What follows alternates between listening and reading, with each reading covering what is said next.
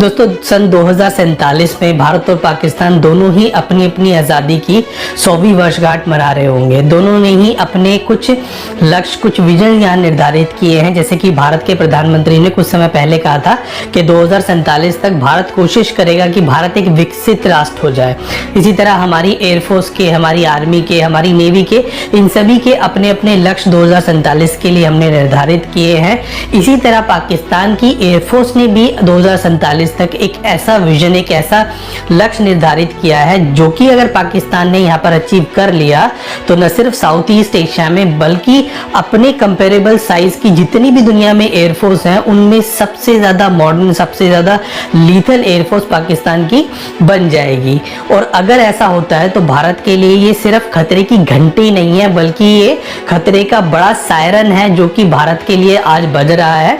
भारत की अप्रोच 2047 तक पाकिस्तान की अप्रोच से कहीं ना कहीं पिछड़ रही है और यही चीज आज के हम इस अपने सेशन में कवर अप करने जा रहे हैं। हम आपको बताएंगे कि पाकिस्तान ने 2047 के लिए ऐसा क्या प्लान बनाया है जिससे भारत के लिए एक खतरा पैदा हो गया है और जिससे पाकिस्तान की एयरफोर्स दुनिया में सबसे ज्यादा लीथल, सबसे ज्यादा मॉडर्न बन सकती है। तो दोस्तों हम बात कर रहे हैं प्रोजेक्ट अज़्म की।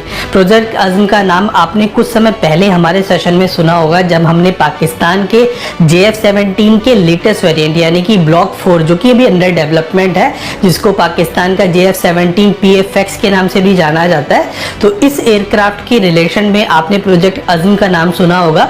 दरअसल प्रोजेक्ट अज़्म की शुरुआत 2017 में हुई थी जब भारत ने अपना एमका बनाना शुरू किया था, उसको डिजाइन एंड डेवलप करना शुरू किया था। उसी समय पाकिस्तान भी अपने 5th जनरेशन एयरक्राफ्ट को लेकर के अपने जो वर्क है वो शुरू कर चुका था और ये प्रोजेक्ट अज़्म उसी को लेकर के है। तो प्रोजेक्ट अज़्म के तहत पाकिस्तान ने 3 ऐसे गोल्स यहाँ डिसाइड किए थे जिसमें सबसे ज्यादा इंपॉर्टेंट गोल था 5th जनरेशन फाइटर एयरक्राफ्ट को बनाना, उसके अलावा यहाँ पर एक मेल यूएवी बनाना और कुछ म्यूनिशंस को डेवलप करना। ये पूरा का पूरा एक बड़ा प्रोजेक्ट था जिसको प्रोजेक्ट अज़्म के नाम से जाना जाता है। हालांकि पाकिस्तान ने बहुत जल्दी ये रियलाइज कर लिया कि पाकिस्तान 5th जनरेशन एयरक्राफ्ट को बनाने के लिए जो उसके रिसोर्सेज या फिर जो टेक्नोलॉजी है उस सब में कहीं ना कहीं लैग कर रहा है और पाकिस्तान को अगर ये टेक्नोलॉजी चाहिए तो उसको फॉरेन कोलैबोरेशंस यहाँ पर करनी पड़ेगी।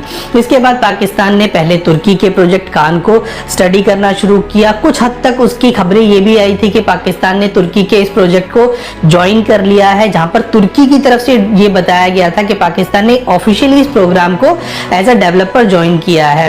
और पाकिस्तान के लगभग 200 से ज्यादा जो इंजीनियर्स हैं वो आज के दिन में भी कान प्रोजेक्ट में वर्क कर रहे हैं। हालांकि पाकिस्तान पूरी तरह अभी कान प्रोजेक्ट का पार्टिसिपेंट नहीं बना है बट फिर भी पाकिस्तान कहीं ना कहीं कान प्रोजेक्ट में इन्वॉल्व है। इसके अलावा पाकिस्तान यहाँ पर चाइना का 5th जनरेशन एयरक्राफ्ट जिसको शेनयांग FC-31 बोला जाता है और जिसको आने वाले दिनों में J-31 बोला जाएगा, उसको लेने के लिए भी पाकिस्तान चाइना के साथ यहाँ पर डील करने जा रहा है और बहुत हद तक ये चीजें फाइनलाइज भी हो चुकी हैं।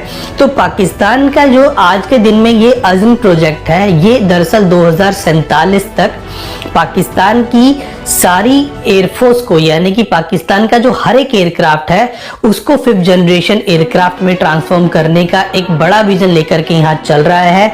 और अगर ऐसा होता है तो दुनिया में शायद ऐसी की पहली ही एयरफोर्स होगी जो कि अपने हर एक एयरक्राफ्ट को 5th जनरेशन एयरक्राफ्ट में ट्रांसफॉर्म कर लेगी।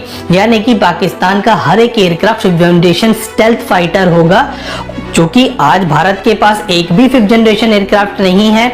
वहीं पाकिस्तान आने वाले दिनों में अपने सारे एयरक्राफ्ट्स को रिप्लेस करके उनकी जगह 5th जनरेशन एयरक्राफ्ट को अपनी फोर्स में इंडक्ट करने जा रहा है और ये बहुत ज्यादा बड़ा एक ओवर एम्बिशियस एक विजन है। हो सकता है पाकिस्तान इसको अचीव कर ले, हालांकि इसमें बहुत सारी कंस्ट्रेंट्स हैं, बहुत सारे इसमें हर्डल्स हैं, बट कहीं ना कहीं पाकिस्तान इसकी तरफ मूव करता हुआ नजर आ रहा है और 2 5th जनरेशन एयरक्राफ्ट प्रोग्राम्स में पार्टिसिपेट करना, उनका कहीं ना कहीं पार्ट बनना, ये इसी स्ट्रेटजी की तरफ कहीं ना कहीं इशारा भी कर रहा है।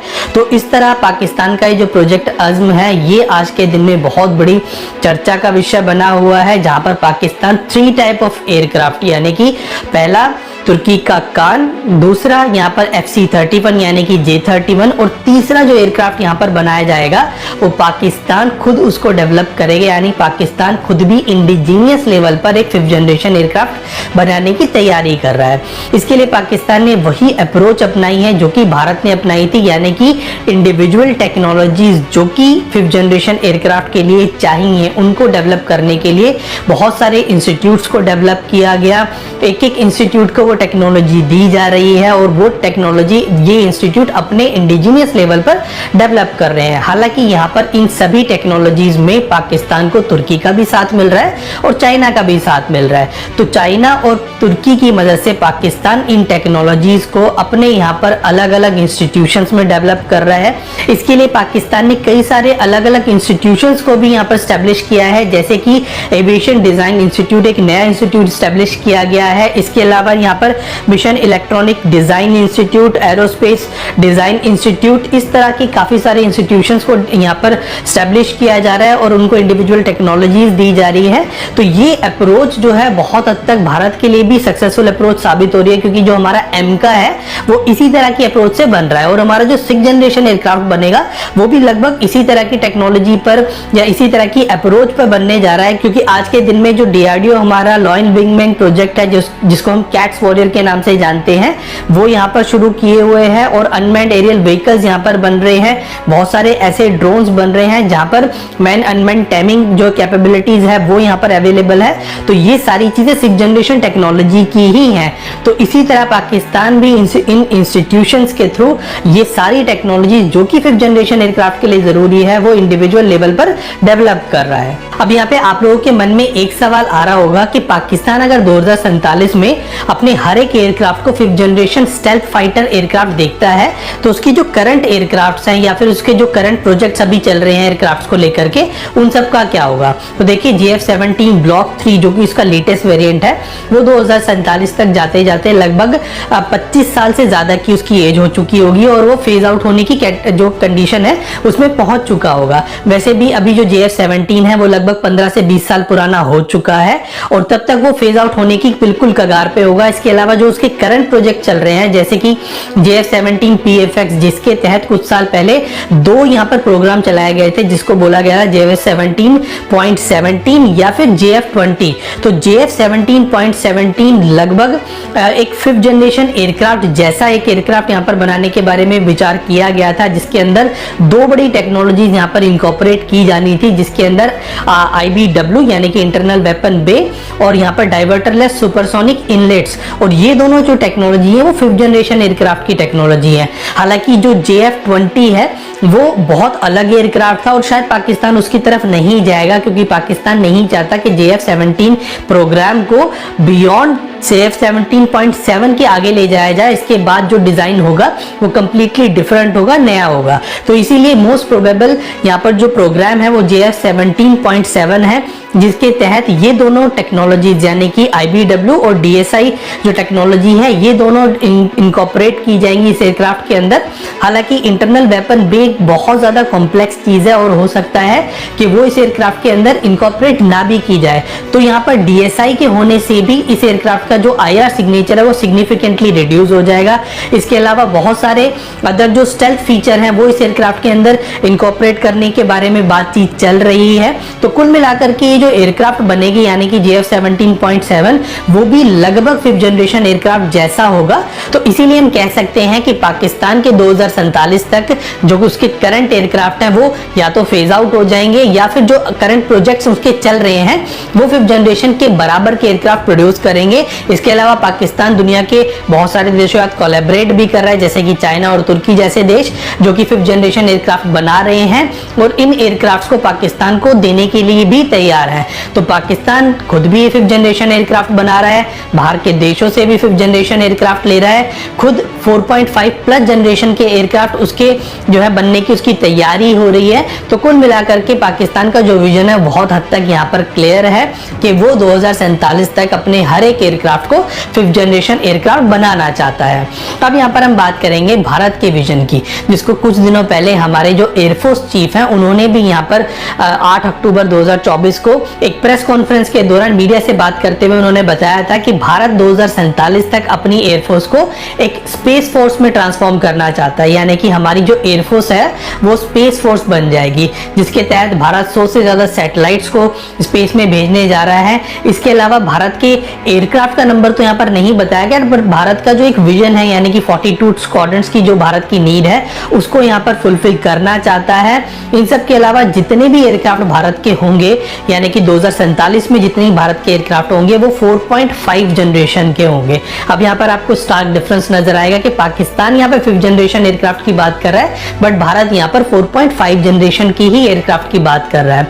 हालांकि भारत यहाँ पर कुछ रियलिटीज को भी एक्सेप्ट कर रहा है कि भारत अपने जितने भी एयरक्राफ्ट हैं उनको पूरी तरह इंडिजीनियस लेवल पर ही बनाएगा। तो ये भारत का एक पॉजिटिव और एक बहुत अच्छा इनिशिएटिव है कि भारत 4.5 जनरेशन ही सही, बट भारत चाहता है कि जितने भी एयरक्राफ्ट 2047 में भारत के पास हो वो पूरी तरह मेक इन इंडिया हो या फिर मेड इन इंडिया हो, इंक्लूडिंग यहाँ पर सुखोई भी 2047 तक भारत यूज करने के बारे में विचार कर रहा है और मुझे लगता है 2060 तक भारत सुखोई को यूज करता रहेगा। इसके अलावा रफाल जो कि आज खरीदे गए हैं वो भी लगभग 2047 तक तो भारत यूज करेगा ही करेगा। और इसके साथ साथ जो हमारा MRFA प्रोजेक्ट है जिसके तहत Bharat 110 multi role fighter aircraft किसी फॉरेन कंट्री से बाय करने जा रहा है, जहां पर भारत को 4.5 प्लस जनरेशन का एक मल्टी रोल फाइटर चाहिए था। तो अब बात आ रही है कि इस प्रोजेक्ट में अब यहाँ पर 5th जनरेशन एयरक्राफ्ट को भी इंक्लूड किया जा रहा है, जिसकी हरी झंडी कहीं ना कहीं सरकार से इंडियन एयरफोर्स को मिल गई है। तो हो सकता है जो हमारा ये मल्टी रोल फाइटर एयरक्राफ्ट का जो एक्विजिशन प्रोजेक्ट है उसके तहत भारत किसी 5th जनरेशन एयरक्राफ्ट को with certain level of transfer of technology Bharat यहाँ पर परचेज कर ले। तो इस तरह 2047 तक भारत लगभग 4.5 प्लस जनरेशन के एयरक्राफ्ट को ऑपरेट करेगा। इसमें ज्यादातर एयरक्राफ्ट या तो मेक इन इंडिया होंगे या फिर भारत के ही indigenously design and developed aircraft होंगे। तो इस तरह से भारत की जो फ्लीट है 2047 में उनके नंबर्स तो अनसर्टन है, बट यहाँ पर जितने भी एयरक्राफ्ट होने वाले हैं वो 4.5 प्लस जनरेशन के होंगे।